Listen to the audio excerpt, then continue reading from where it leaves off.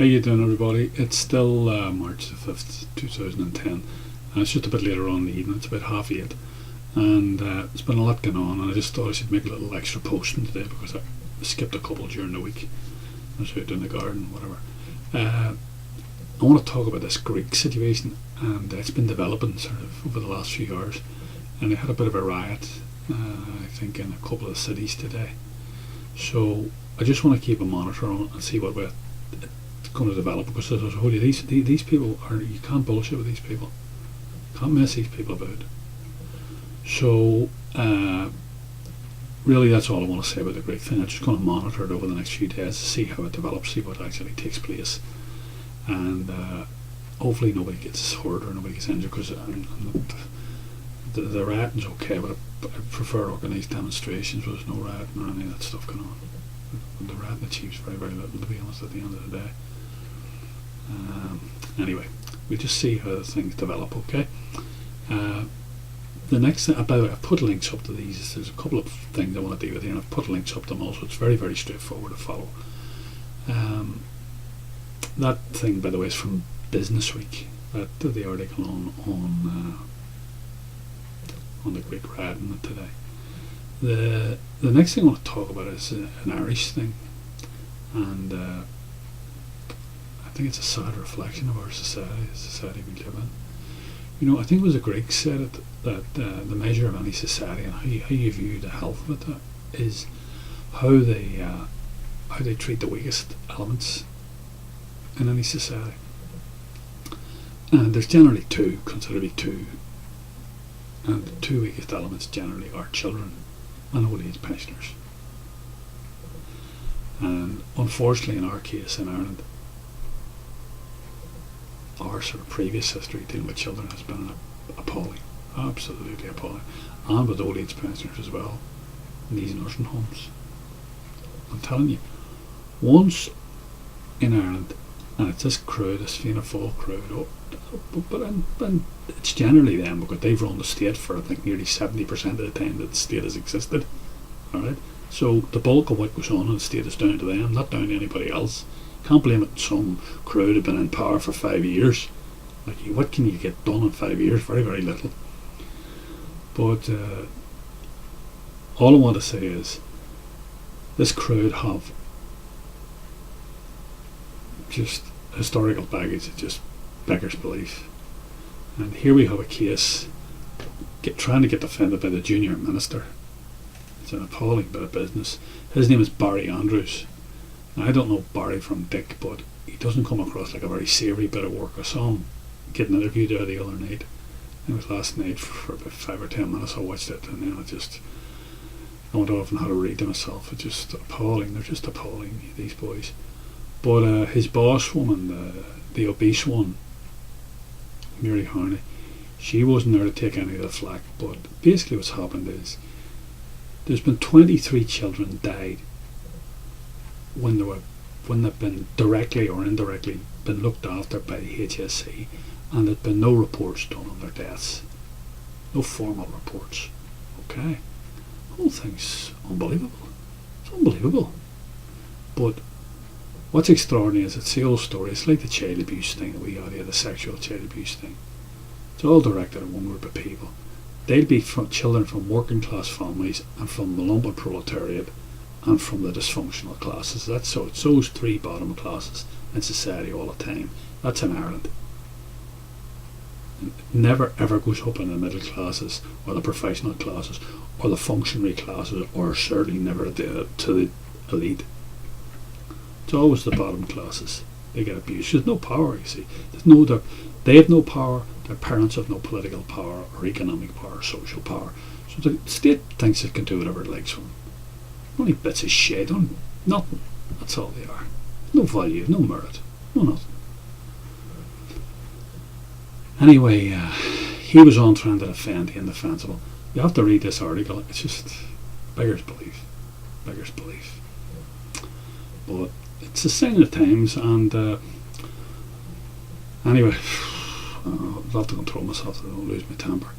The next thing I want to talk about is to do with the Pope. This German Pope. I keep calling it the Polish Pope. This German Pope, Ratzinger. It's to do with his brother. His brother is got a choir. And the choir is in the Benedictine monastery in has a big school, a place called Ital, and it's in Regensburg, to an area of Germany. Okay. Now, like in Ireland, the Benedictine monastery school, I'd say it's full of the good and mighty and their children, and these would not be ordinary. These would be middle class, mostly middle class, and children that would have won working class children that would have won scholarships. Okay, so I'll have to find out more about this. But basically, what this is all about is this German Pope. His brother, as I say, was the choir master there, and this involves a group of children that were abused both physically and sexually at the school. Okay, that's number one.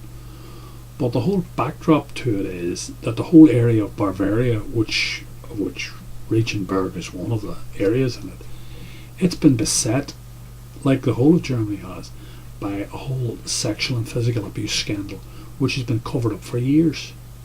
And what's fascinating about it is that they're all out of these Benedictine and Capuchin schools and Jesuit schools. This is like the elite.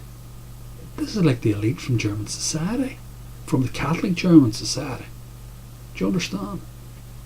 These are not like, these aren't boys from the dysfunctional classes or anything. There's none of that. A lumpen proletariat. And I'd say a lot of them would not be hardly from the working class. These would all be middle class. These would all be professional type children. These would all be the offspring of professional type people. And I find it extraordinary. So I have to investigate this a lot more and find out what and it's obviously only coming out to the fore now. Anyway, the reason I raise it is very, very interesting. I recently had a discussion with somebody about this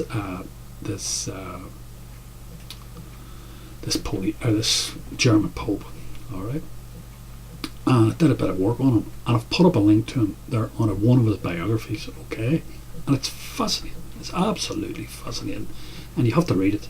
It's just incredible. So I've put one of these scans up from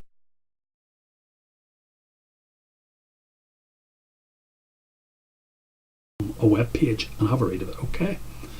And what it tells you is that this man was appointed by the Polish Pope, and he became the head of the Congregation of the Doctrine of the Faith. And the Congregation for the Doctrine of the Faith is the modern Inquisition, and he was the head of it. He was a prefect of it, okay? From 1981, when he was personally appointed by the Pope, and he retired from it in 2005.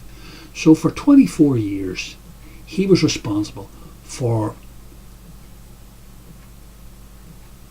all the discipline, the internal discipline within the Catholic Church. And that governs all matters. That governs not just moral and ethical matters within the Catholic Church, but also governs all the physical matters, like all the child sex abuse and all the rest of it. So imagine this. You're now the Pope, and while you were the boss man in charge of, as I say, the internal discipline within the Catholic Church, all this stuff would have been landing on your desk. Okay? So you would have known about all the scandal that was going on in Bavaria. You would have known all about these boys, because the bishops and all the rest of it would have been telling you this first hand. They'd have been sending you the messages back. Hey, there's every chance I could get sued here. Do you know what I mean? All this sort of to and fro of messages back and forward. And then he would have known intimately what was going on in Ireland. He would have known intimately what was going on in the United States. Did you hear this? Did you know this? I fucking didn't know this. This is an unbelievable thing here. Imagine this. Listen to this one. This Pope was accused in a lawsuit of conspiring to cover up the molestation of 3 boys in Texas. But he sought and obtained diplomatic immunity from prosecution. There's one for you. So we're back now to the Polish Pope's trick. Get the Secretary of State to go there and tell them to piss off with our arrest warrants. We're above all that. Now, On top of that, I haven't been able to find it, but I'm going to try and get a copy of it. I'm going to try and get a copy of a moral document that he drew up in defence of canon law, setting the precedence over civil law. I have to find out all about that, so I'm going to get back to you about that. But I want you to read this. This is just, I think it's unbelievable stuff. I tell you, I never ever thought I'd be seeing this. It's just a whole repeat of what's been going on in Ireland, except on his home ground. And it gives you a massive insight. Don't forget, Iceland tomorrow, the big vote.